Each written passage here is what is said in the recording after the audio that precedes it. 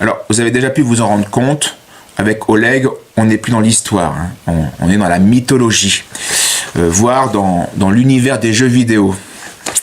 Et dès qu'une réalité historique le gêne, eh bien, il la transforme gratuitement en une falsification des inquisiteurs afin de rejeter ce qui le gêne. Alors avec Sainte Jeanne d'Arc, Oleg montre une fois de plus qu'il ne maîtrise pas son sujet. Les anachronismes, les approximations sont ridicules, fréquentes, les contresens grossiers et les contre-vérités innombrables. En voici quelques exemples. Ce qui est tout à fait surprenant dans cette affaire Jeanne d'Arc, c'est que c'est l'Église qui condamne Jeanne, alors qu'elle est un symbole de foi en Dieu extraordinaire. Ironie du sort, malgré sa grande dévotion, elle est condamnée au bûcher comme une hérétique par l'Église catholique. Jeanne d'Arc a accompli tous ces actes héroïques. Elle a sauvé la France, elle a sauvé la royauté française au nom de Dieu. C'est parce que Dieu lui a demandé qu'elle l'a fait. Donc pourquoi l'Église condamnerait-elle un symbole de foi aussi puissant que celui de Jeanne d'Arc? C'est tout à fait contradictoire. Oleg oublie ou il ignore, en tout cas, il omet de dire que c'est l'Église catholique qui a réhabilité Jeanne d'Arc, en cassant justement le procès de Monseigneur Cochon, évêque pro-anglais, qui avait abusé de son rang pour faire un procès politique sous prétexte religieux. Et si l'Église a pu casser ce procès qui condamna Jeanne, c'est parce que justement, il y avait dans ce procès une quantité de vices de forme qui le rendaient nul. Il est donc faux et grotesque de dire que c'est l'Église qui a condamné Jeanne d'Arc comme hérétique. Non seulement l'Église a jugé le contraire, mais elle a canonisé Jeanne d'Arc. Il faut savoir ce qu'on dit. Il faut nuancer, en tout cas. Et par contre, il est vrai de dire que Monseigneur Cochon a indûment condamné Jeanne d'Arc comme relapse en abusant de l'autorité que l'Église lui avait confiée. Ça, c'est juste. Ensuite, est-ce que c'est une Valkyrie? Donc, la question qui se pose par rapport à Jeanne d'Arc, c'est est-ce que Jeanne aurait pu, elle aussi, être de confession odinique, comme les Templiers? Jeanne d'Arc était une guerrière. On la surnommait la pucelle d'Orléans. Or, qui connaît la culture viking, connaît les vierges au bouclier, ces prodigieuses combattantes qui accompagnaient les hommes lors des croisades odiniques. Dans la religion odinique, on nomme ces vierges les Valkyries. Ces femmes vont au combat pour choisir les guerriers qui iront au banquet d'Odin, au Valhalla, grand banquet réservé aux guerriers morts au combat. A contrario, dans la religion chrétienne, aucune femme ne combattait. Si en tant que chrétien, les femmes ne combattaient pas, c'est pour deux raisons. D'abord, par bon sens, parce qu'elles auraient été inefficaces face à la masse musculaire des soldats, des solides guerriers de l'époque. Et puis ensuite, en tant que chrétien, les idéologies contre nature ne dominaient pas. Donc, sauf cas exceptionnel, la place de la femme n'est pas à la guerre, évidemment. En ce qui concerne Jeanne d'Arc, elle n'est pas une femme au bouclier, mais plutôt une femme à l'étendard. On sait que Jeanne tenait souvent cet étendard plutôt que l'épée, afin, disait-elle, d'éviter de tuer. Et quand elle frappait avec l'épée, elle précise que c'est avec le plat de l'épée, pour la même raison, pas le tranchant. Les témoins rapportent que son étendard était blanc, qu'il portait Notre Seigneur ayant une fleur de lys à la main. Et Jeanne précisa « J'avais un étendard dont le champ était semé de fleurs de lys. Il y avait un monde figuré, 2 anges sur les côtés, et il était de couleur blanche. Et il y avait écrit les noms de Jésus et de Marie. À ce qu'il me semble, il était de soie brodée. » Donc Jésus-Marie, c'est pas un étendard, c'est pas un bouclier odinien, ça. C'est un étendard chrétien. On lui demande à Rouen, au procès, qu'aimiez-vous mieux, votre étendard ou votre épée? Et Jeanne répond, mon étendard, je l'aimais 40 fois plus que l'épée. Je le portais moi-même quand j'attaquais pour éviter de tuer. Je n'ai d'ailleurs tué personne. Je n'ai jamais tué personne. Ça ne veut pas dire qu'elle était contre cette guerre, puisqu'au contraire, elle encourageait à la guerre. Mais elle-même n'a pas versé le sang. Il est donc évident que Jeanne n'est pas une combattante classique, ordinaire, mais bien une femme à l'étendard, c'est-à-dire qui parle au nom du Christ, qui a un rôle prophétique. Et les témoins d'ailleurs ne s'y trompaient pas. Jean Lhuillet, qui est un bourgeois d'Orléans, se souvient, ce sont Jeanne et son étendard qui ont décidé de la victoire. Et vous voyez ça comme vraiment la geste de Dieu. L'assaut dura du matin au soir, tant et si bien que ceux de la cité allaient battre en retraite sur la ville. Alors vint la pucelle, elle les encouragea à ne point rentrer encore, et elle prit son étendard, le plaça sur le bord du fossé, et à l'instant devant elle les Anglais frémissaient d'épouvante. Les soldats du roi, eux, reprirent courage, et se mirent à attaquer le boulevard sans rencontrer la moindre résistance. Le boulevard fut pris, et les Anglais durent déguerpir. Pas un n'en échappa. Placidas, un chef anglais, et les autres principaux chefs anglais de la Bastille, espérant rejoindre la tour du pont d'Orléans, tombèrent à l'eau et se noyèrent. La Bastille fut prise, et tous ceux du roi rentrèrent à Orléans. Et enfin, prétendre que Jeanne d'Arc ne fut pas chrétienne mais païenne est tout simplement ridicule. Pour connaître Jeanne, nous possédons quantité de documents historiques qui furent d'ailleurs réunis de façon presque définitive, en 5 volumes, par Jules Quicherat, qui est un historien notoirement anticlérical. Pas de chance, Oleg. C'est pas un inquisiteur qui a falsifié. De plus, il faut bien se rendre compte que l'on connaît bien mieux Jeanne d'Arc que Charlemagne. Le visiteur qui se rend au musée, c'est Régine Panou qui donne cette anecdote, le visiteur qui se rend au musée de l'histoire de France, aux archives nationales, ne verra qu'un seul document émanant de l'époque de Charlemagne. Mais sur Jeanne d'Arc, eh bien, il verra toute une vitrine. Donc c'est la proportion normale entre la différence de l'époque et puis aussi l'attention, le particularisme de Jeanne d'Arc qui a attiré beaucoup de témoins et qui ont pu, aussi bien officiels que privés, et qui ont fait mention d'elle, ce qui permet des recoupements qu'on ne peut pas faire à l'époque de Charlemagne. Et ensuite, le cas de Jeanne d'Arc a été examiné 3 fois officiellement, en 429 par la commission de Poitiers, on a la conclusion, mais on n'a pas le procès, où on avait de la défiance envers elle. 431, c'est le procès de Rouen, où là on a de la haine, de l'opposition contre elle, et puis 1456, le procès qui casse, qui annule le procès en condamnation, donc réhabilitation, où là on était dans le droit objectif. Et ces trois procès, chacun à leur manière, eh bien, nous offrent une pleine certitude historique sur la sainteté, mais aussi la chrétienté et la sainteté de Jeanne d'Arc. Donc il n'y a aucun doute, elle était chrétienne et bonne chrétienne. Mais écoutons maintenant Oleg et sa version plus personnelle de l'histoire. Il aura quand même fallu attendre l'ouverture des premiers fast-food aux États-Unis pour que l'Église catholique reconnaisse enfin Jeanne d'Arc. Pourquoi ce mépris pendant 500 ans pour une héroïne que l'on prétend être une chrétienne inspirée par Dieu? Il y aurait bien une explication.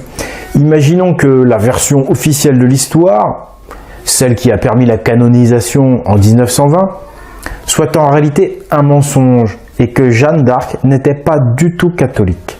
Le mythe de la bergère qui ne connaissait rien aux armes, c'est du prosélytisme chrétien, à la fois pour la comparer aux prophètes bergers, Jésus ou Moïse, et pour faire croire à l'intervention divine, au miracle divin.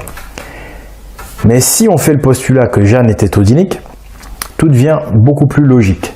En tant que vierge au bouclier, elle aurait été formée aux armes dès l'âge de 12 ans. Et comme à l'époque, tout le monde connaissait cette spécificité odinique, il était alors impossible pour l'Église de faire passer Jeanne pour une chrétienne.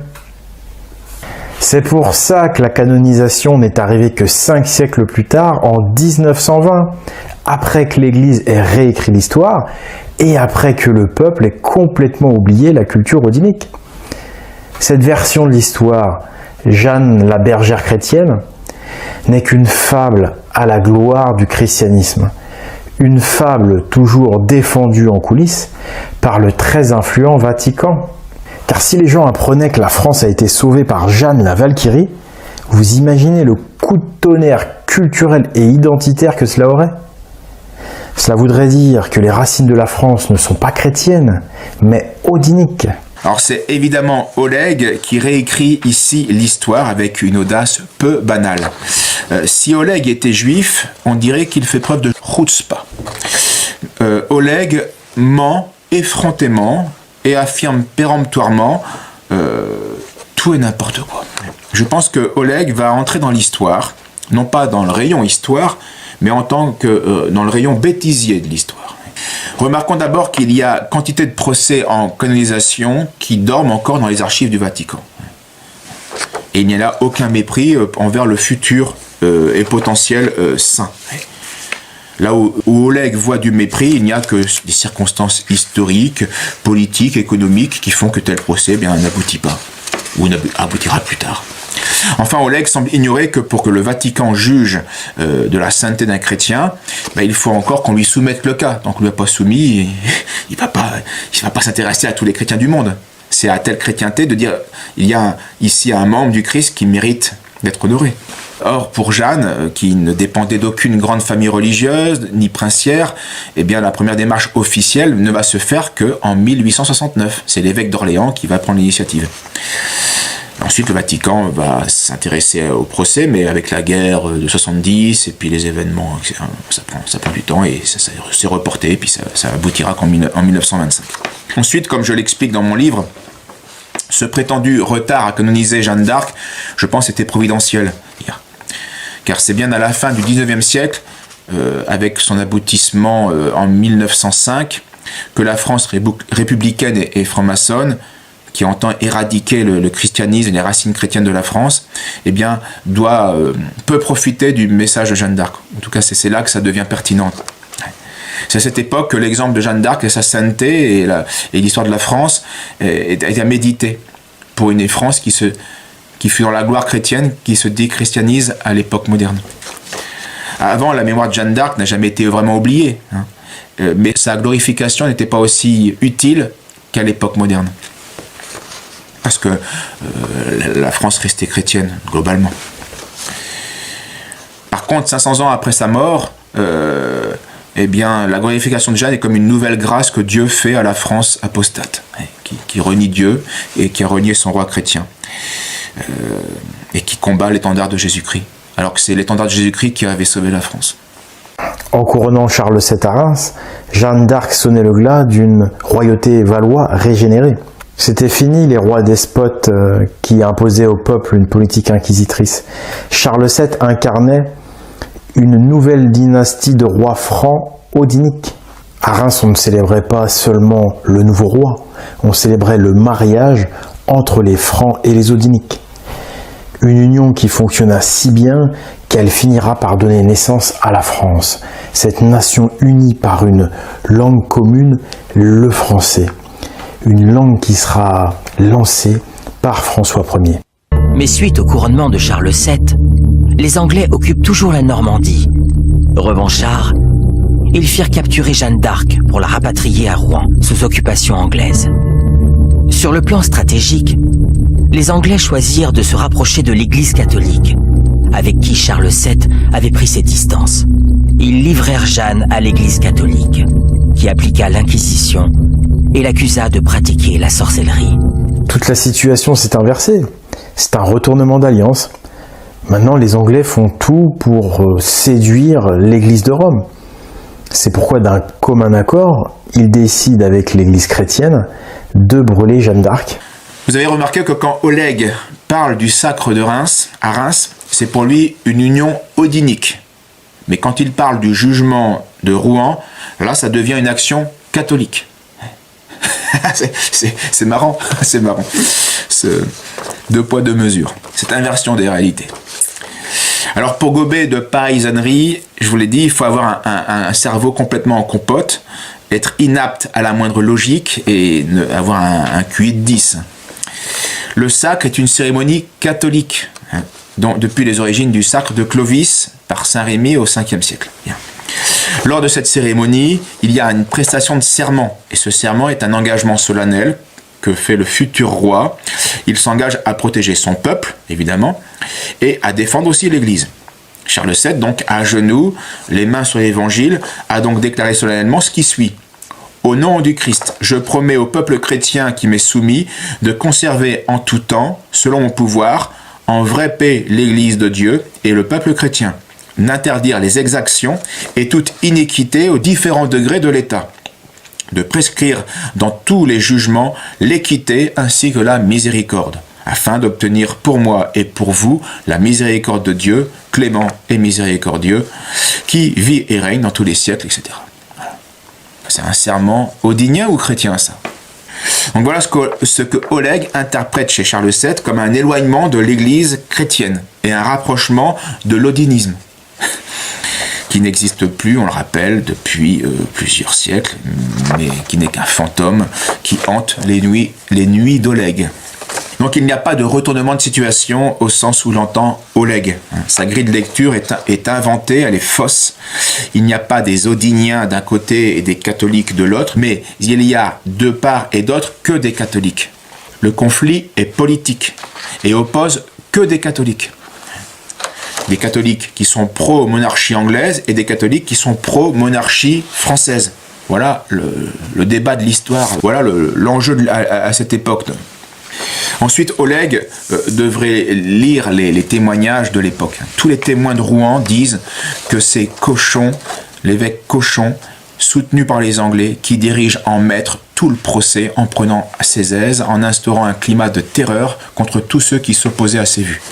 Son but était de faire condamner Jeanne coûte que coûte. C'est historique, les témoins le disent. Et le rôle là-dedans de l'inquisiteur est peu glorieux, mais complètement effacé.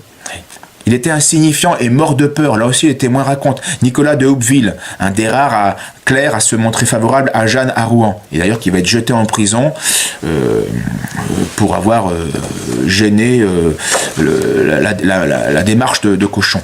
Il va déposer 50 ans plus tard, 20 ans plus tard, au procès de réhabilitation. Il disait « Je suis absolument certain que le sous-inquisiteur avait une peur bleue. Je l'ai vu plusieurs fois perplexe durant le procès. » Et donc cet inquisiteur, ce vicaire de l'inquisition à Rouen, qui s'appelait Jean Lemaître, avait été désigné donc par l'inquisiteur de France. Et les témoins le disent, enfin les signatures sur les procès-verbaux le montrent. Il a assisté le moins possible au procès. Un mois après l'ouverture du procès, il n'est pas encore venu. Parce qu'il veut pas, il sait bien que c'est pourri. Le 20 février, il s'y rend parce qu'il est obligé. Cochon l'oblige. Et l'inquisiteur déclare qu'il ne voudrait se mettre en matière tant pour le scrupule de sa conscience que pour la sûreté de la déduction du procès, si ce n'est le fait qu'on lui en ait donné le pouvoir et pour autant qu'il l'ait. Bon, c'est du vieux français, mais en gros ce qu'il dit c'est « je sais pas si je peux, j'en ai pas envie, car cela me semble pas très légal ». Voilà. Mais il réapparaît ensuite le 13 mars, 3 semaines après. Et puis ensuite les procès-verbaux mentionnent sa présence à plusieurs reprises. Mais à chaque fois, il n'intervient jamais. Il assiste muet aux interrogatoires, il ne pose aucune question. Complètement effacé. Cochon maîtrise tout. Donc voilà ce qui permet donc à Oleg pourtant d'affirmer que Jeanne a été condamnée par l'Inquisition. Ben non. La vérité est que Jeanne a été condamnée par un évêque, Monseigneur Cochon, et que ce procès de Rouen est son œuvre personnelle, et qu'il n'a pas tenu compte de l'Inquisition, qui, là encore, lâcheté, n'a pas fait opposition. Ça, c'est vrai. Et tous les documents historiques ne laissent aucun doute à ce sujet. Mais d'après mon spécialiste, je serai tellement atteint que normalement, je ne devrais pas avoir de mal à faire des progrès. Donc, face à ce constat, somme toute encourageant, je suis resté pensif. Pensif, mais bête. J'ai réfléchi, les abrutis réfléchissent énormément. Tout simplement parce que leur rendement est faible. Je vous laisse le temps d'y réfléchir. En fait, j'étais extrêmement prétentieux. Je me prenais carrément pour un médiocre, alors que j'étais nul. Maintenant, si intellectuellement je peux peu, bien je vis heureux dans l'éternelle et la perpétuelle béatitude de l'abruti. Alors lui, on l'aime pas, il se croit sorti tout droit de la cuisse de Jupiter. Avec son air austère, il se croit intéressant, il faut qu'il parle tout le temps. Il a des idées sur tout, il sait surtout nous bourrer beau. Oh, oh, oh, il a tout vu, tout lu, tout entendu. Il est tellement instruit que plus personne comprend ce qu'il dit. Il a tout vu, tout lu, tout entendu. Il a même dit qu'il n'y avait pas plus modeste que lui. Personne surtout question cadrée.